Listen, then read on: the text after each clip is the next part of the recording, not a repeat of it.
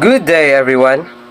Sandoval's monologue in El Filibusterismo occurs in the meeting at the Pansiteria where he passionately defends Filipino students' proposal for a Spanish academy and argues for equality between the Spaniards and Filipinos. Ang Espanya ay mahusay at mapagbigay. Palaging nagpapakita ng pagmamahal ang Espanya sa kanyang mga kolonya. Noon pa man ay nais na niyang ibahagi sa kanila ang kanyang mga karapatan, ang kanyang mga sibilisasyon at ang kanyang kapalaran. Ang Pilipinas ay maaaring maging kapantay ng Espanya, ang mga Pilipino ay maaari ding maging mga Espanyol.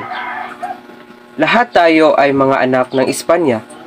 Kung may mga depekto, kung may mga pang-aabuso, ito ay gawain ng ilang mga tao, ngunit hindi ang Espanya, hindi ng bansang Espanyol.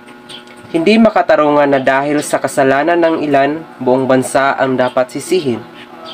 Pagsamahin natin ang ating mga sarili, mga Espanyol at Pilipino sa isang mithiin, sa isang adhikain para sa ikaluluhati ng Espanya at sa kapakanan ng mga islang ito.